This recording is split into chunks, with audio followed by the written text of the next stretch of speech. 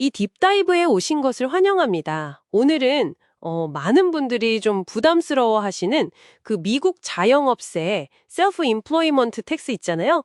그걸 좀 파헤쳐 볼 텐데요. 사실 여기엔 합법적으로 세금을 줄일 기회가 꽤 숨어 있습니다. 당신을 위한 맞춤형 가이드 자료들을 통해서요. 그 핵심 전략들을 한번 찾아보죠. 네, 맞아요. 특히 그 스케줄 C 비용 처리라든지 또 은퇴 플랜 활용하는 거, 그리고 좀 더 나아가면 S코퍼레이션 전환까지 당신이 세금 부담을 이렇게 관리할 수 있는 실질적인 방법들에 초점을 맞출 겁니다. 뭐랄까 W2 근로자랑은 다르게 사회보장세랑 메디케어스 양쪽을 다 내야 하잖아요. 근데 그만큼 또 활용할 수 있는 공제 도구도 더 많다는 거. 이게 또 핵심이죠. 아, 그렇군요. 그럼 바로 한번 시작해 볼까요? 이 자영업세라는 게 그 소득세랑은 다른 거죠? 네, 별개예요. 이건 이제 당신의 미래 사회보장 혜택하고 메디케어 혜택, 이걸 위한 세금이라고 보시면 돼요. 연간 순이익이 한 $400, 그 이상이면 개인 사업자나 뭐 독립계약자, 특정 LLC 멤버들, 거의 모든 자영업자가 내야 하는 거죠. $400 이상이면요. 그럼 세율은 어느 정도 되나요? 세율은 총 15.3%인데요. 이게 나눠져요. 사회보장세가 12.4%, 그리고 메디케어세가 2.9%로요. 근데 여기서 중요한 점이 하나 있어요. 사회보장세는 특정 소득까지만 부과돼요. 소득 상한선이 있다는 거죠. 2025년 기준으로는 그 상한선이 176만 $1,100예요. 아, 그 이상 벌면 사회보장세는 더 안 내는 거군요. 그렇죠. 하지만 메디케어스 2.9%는 소득 상한선이 없어요. 계속 내야 하는 거죠. 아, 그렇군요. 그리고 본격적인 공제 전략 들어가기 전에 이미 시스템 자체에 약간 혜택이 있다면서요. 네, 맞아요. 첫 번째 혜택이죠. 그 당신의 자영업 순이익 전체에 대해서 15.3%를 내는 게 아니고요. 그 순이익의 92.35%에 대해서만 세금이 부과돼요. 오, 92.35%요? 그럼 시작부터 약간 할인이 들어가는 셈이네요. 네, 그런 셈이죠. W2 근로자하고 형평성을 맞추려는 조정이에요. 그리고 이제 세금을 줄이는 가장 기본적이면서도 효과적인 방법은 역시 사업 비용을 최대한 공제받는 겁니다. 스케줄 C라는 양식에다 기록하는 거죠. 네, 스케줄 C. 어떤 비용들이 주로 해당되나요? 예를 들면 광고비, 사무용품 산 거, 출장 갔을 때 쓴 돈, 그리고 차량 유지비 같은 거요. 중요한 건 이게 사업을 위해 통상적이고 필요한 지출이어야 한다는 거예요. 아, 그리고 차량 같은 경우 사업 목적으로 운행했다면 2024년 기준으론 마일당 67센트 이렇게 공제받을 수 있어요. 와, 꽤 되네요. 영수증 잘 챙겨야겠어요. 그렇죠. 귀찮아도 이런 기록들이 직접적으로 당신의 세금을 줄여주니까요. 여기서 그 홈오피스 공제 얘기도 많이 나오잖아요. 집에서 일하면 그것도 비용 처리가 된다는 거죠? 네, 맞습니다. 근데 핵심은 배타적이고 정기적인 사용이에요. 집의 특정 공간을 오로지 사업 목적으로만 그리고 꾸준히 사용해야 한다는 거죠.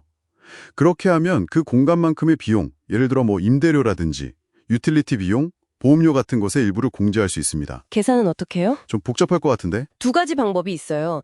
실제 들어간 비용을 좀 복잡하게 계산하는 방법이 있고요. 아니면 그냥 평방피트당 $5, 최대 300평방피트까지 적용하는 간소화된 방법도 있습니다.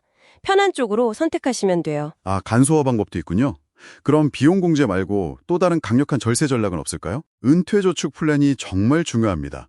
SEPIRA하고 솔로 401k. 이 두 가지가 대표적인데요.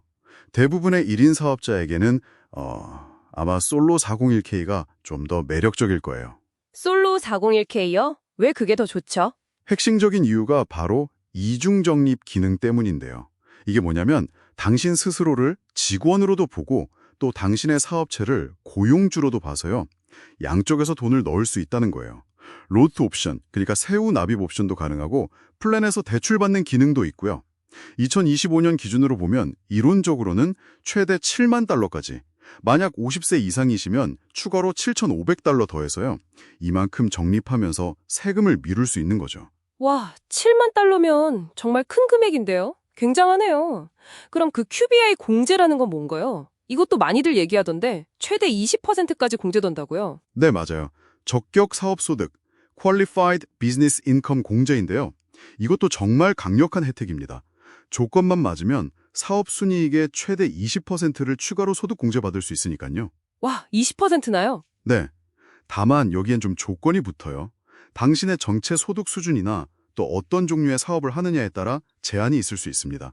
특히 그 특정 서비스 업종, SSTB라고 부르는데 예를 들면 의료, 법률, 회계, 컨설팅처럼 주로 직원의 명성이나 기술이 중요한 자산인 분야 있잖아요.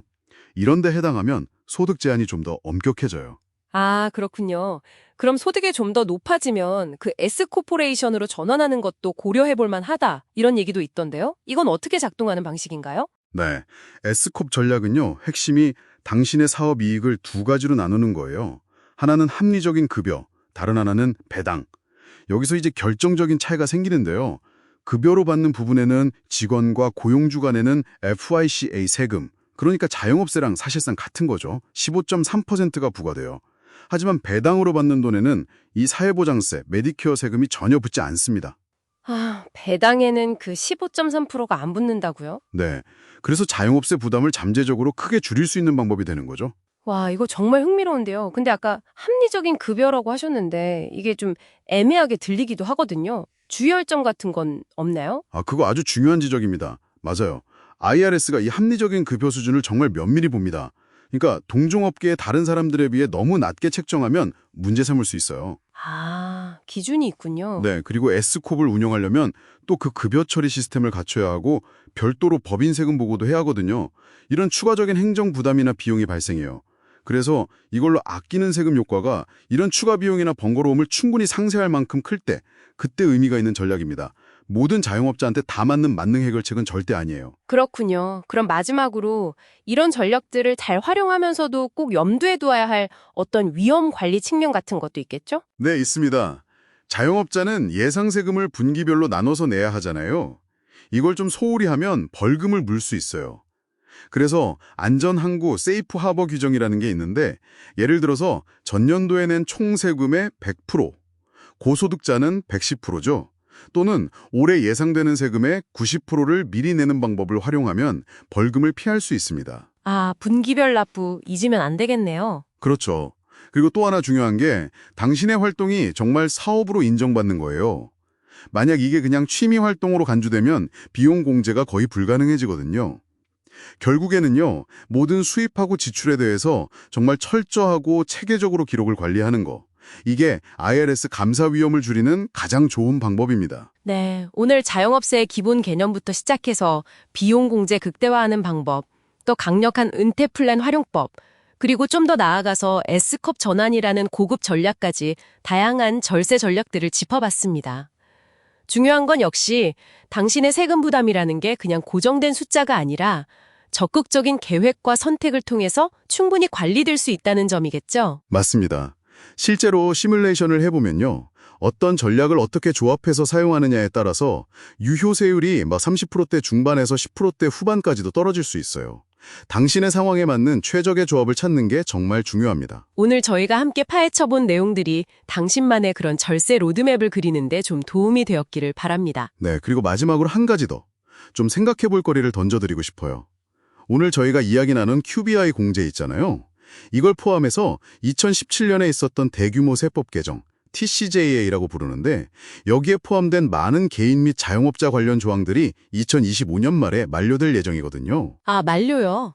네, 이 변화가 다가오는 해에 당신의 세금 계획에 어떤 영향을 미칠지, 또 이걸 대비해서 미리 뭘 좀 알아봐야 할지 한번 고민해 보시면 어떨까 싶습니다. 네, 정말 중요한 포인트네요. 미리 대비해야겠습니다. 오늘 딥다이브는 여기까지입니다. 당신의 성공적인 자영업 여정을 항상 응원하겠습니다.